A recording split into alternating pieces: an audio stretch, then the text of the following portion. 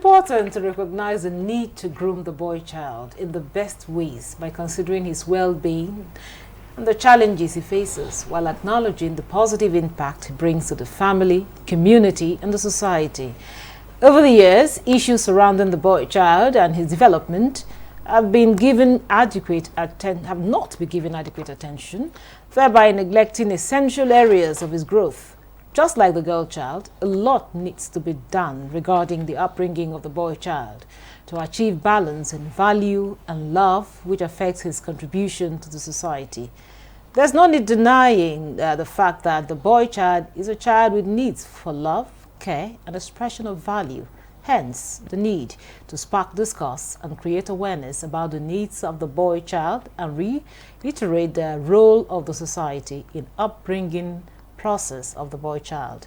This and more will be our focus on the program Nigeria Today. Thanks for joining us. I'm Victoria Clinton.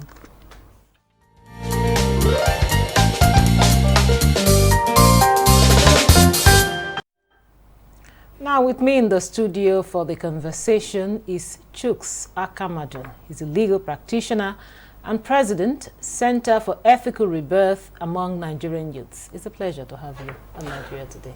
Oh, thank you so very much. I'm pleased to be here. Yeah. Also with us in the studio is Michael Aweje. He's also a legal practitioner and the North Central Coordinator, Children on the Move Network. He's also the Assistant National Secretary, Child Protection Network, Nigeria. It's a pleasure to have you. Thank you very much. You know, often we talk about the girl child. It's almost, it's recurring most of the time. But today we're talking about the boy child, which of course, I'm actually, as a person, I'm happy that we're talking about the boy child today.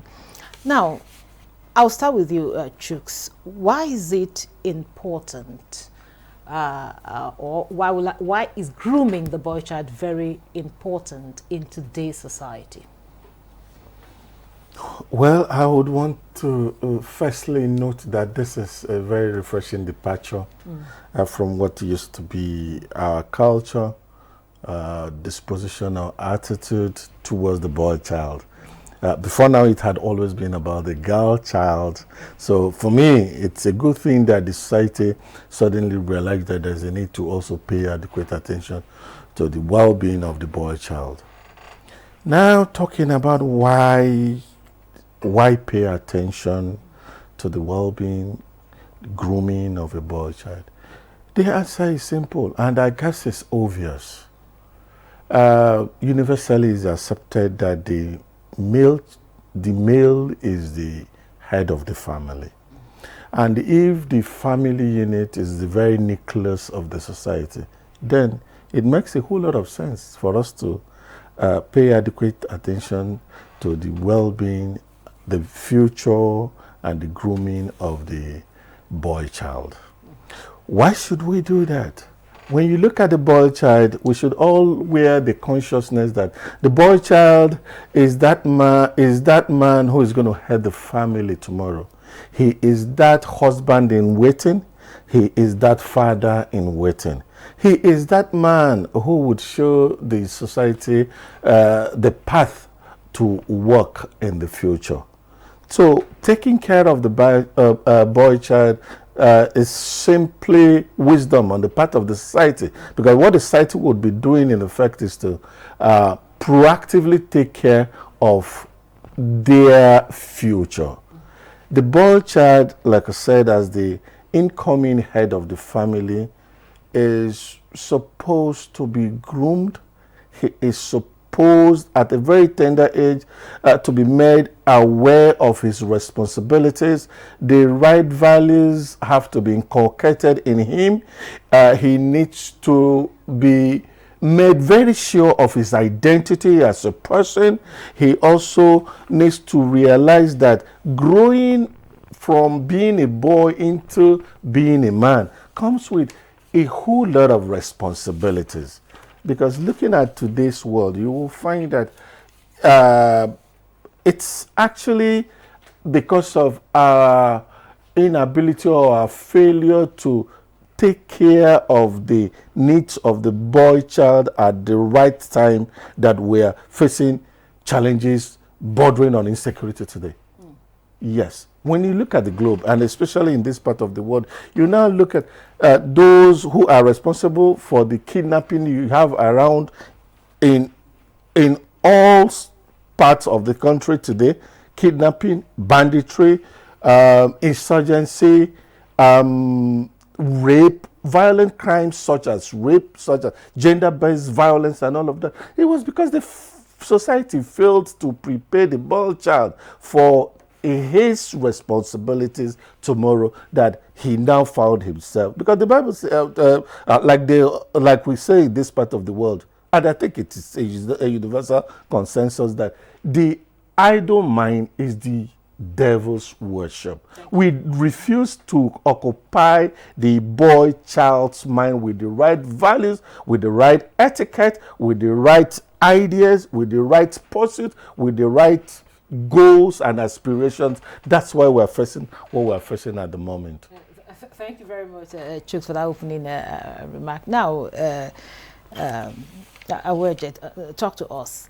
How has the society traditionally viewed the upbringing of the boys, and what are the consequences of these views? Thank you very much.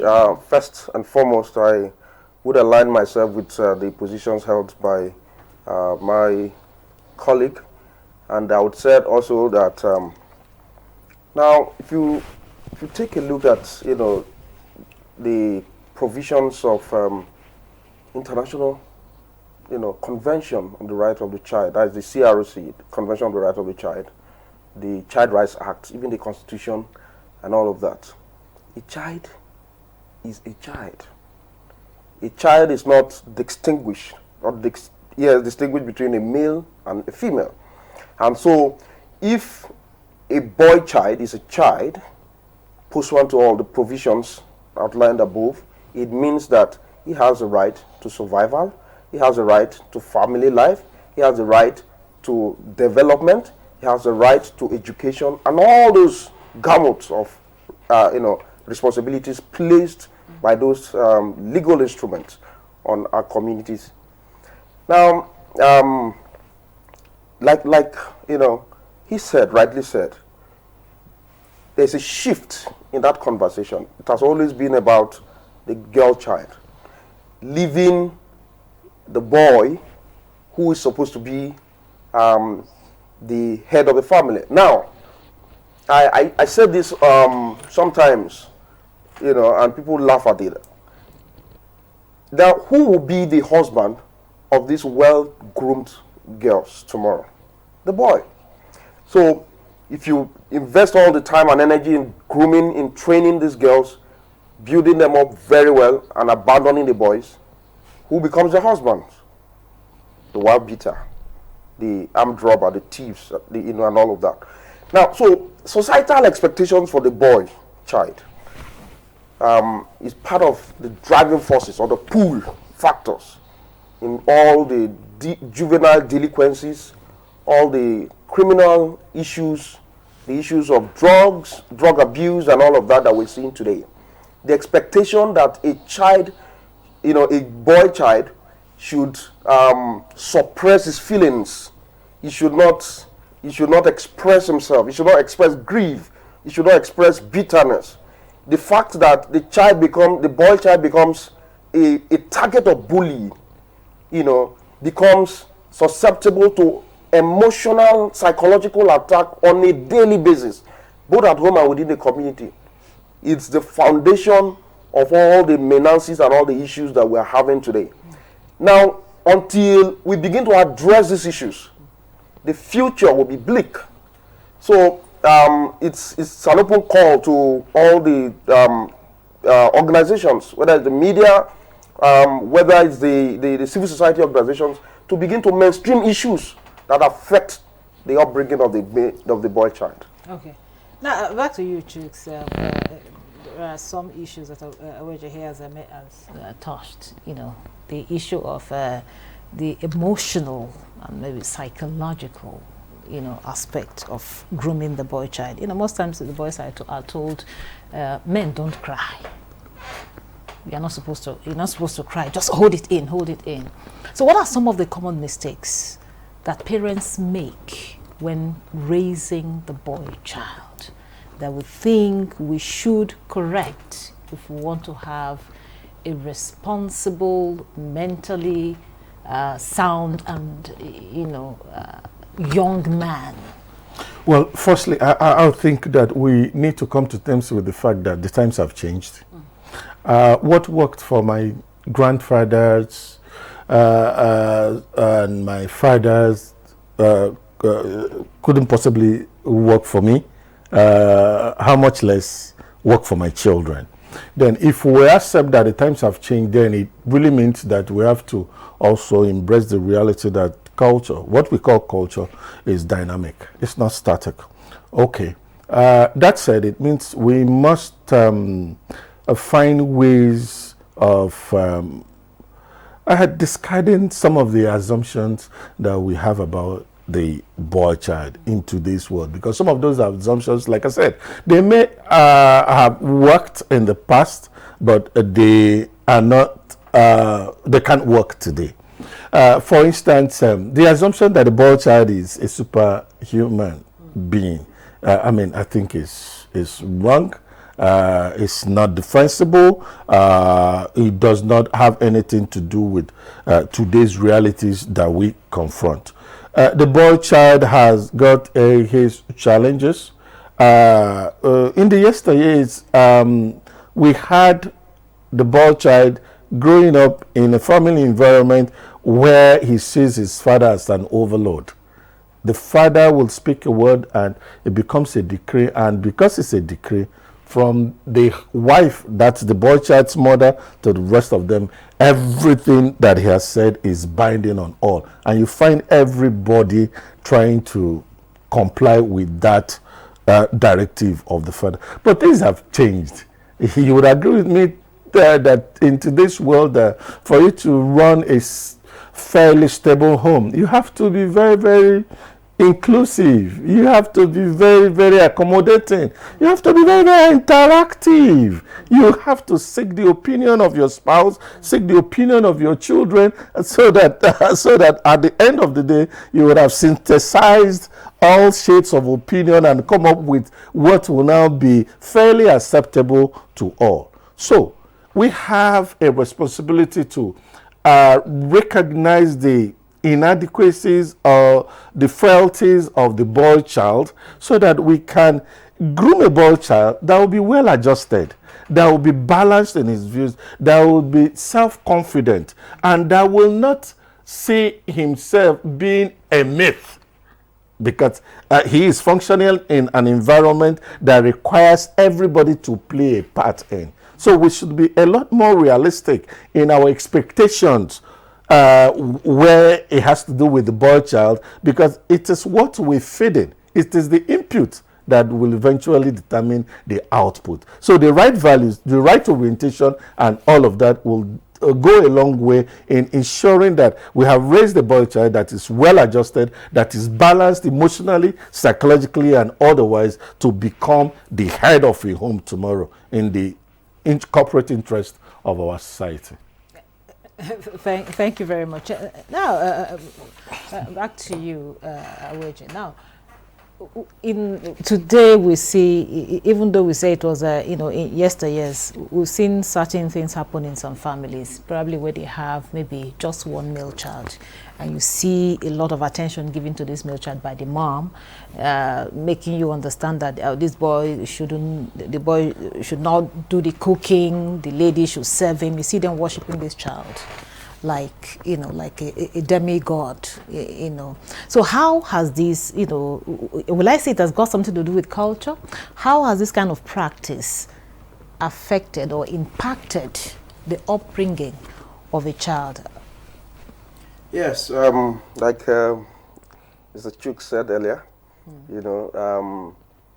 that expectation, that kingship status bequeathed on the child, or the male child, is also impacting on, the series of the challenges that the child has grown to have today.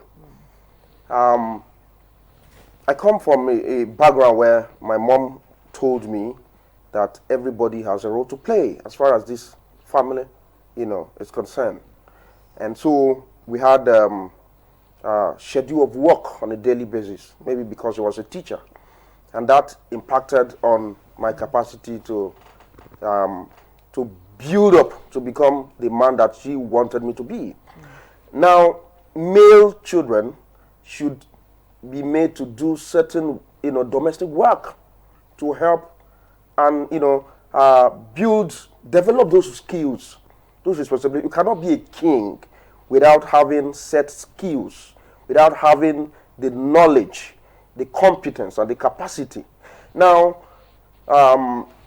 a lot of, the girl children, a lot of them become very successful in today's world because of the grooming.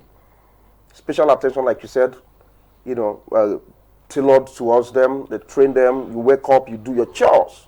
In some households, the boy child does nothing. And that impacts on what is happening today. A lot of them live their lives on the social media, online, gaming, doing a lot of things, going into, issues of pornography, substance abuse, and all of that. Now, the families have a lot of roles to play in checkmating the excesses of the male child. Training them to take on that responsibility. It doesn't matter your position in the family, whether you are the number 5th and all that. You must be trained. Without training, requisite training, you will end up on the street. And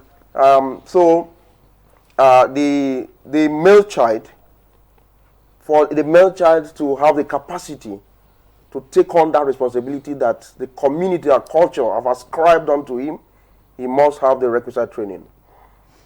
Thank you very much. We'll take a short break now. The conversation will continue after the break. Don't go away. Implementation of the ruling is also dependent on another aspect or another arm of government.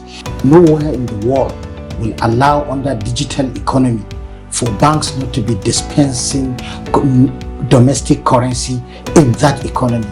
What will make this one different? We want to know what they do as occupation.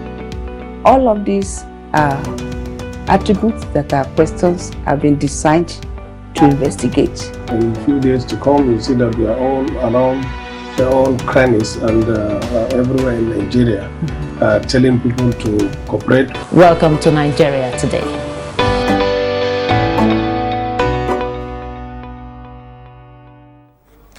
Welcome back. This is still Nigeria Today. We're looking at grooming the boy child. And of course, I have two gentlemen here in the studio to have the conversation with. Now, just like Michael have, rightly said, a lot of things we should allow the male child do at home, not just allow him loafing around. At the end of the day, he becomes a nuisance to the family and, of course, to the society. Now, how do we balance, will I say, how can we balance the strength and vulnerability in the boys? Because sometimes, how do we allow them to express their emotion without making them feel weak? Because sometimes when they see a man cry, they said he's a woman. So how do you teach them to express their emotions without necessarily making them feel weak? Well, the truth of the matter is we cannot run away from reality. Otherwise, we'll be playing the ostrich. Men are all ego. No, men are all ego. We did make ourselves. Whether it's a boy child, whether it's a teenager, whether it's an adolescent, whether it's a man or an old man or an elder, we are all ego.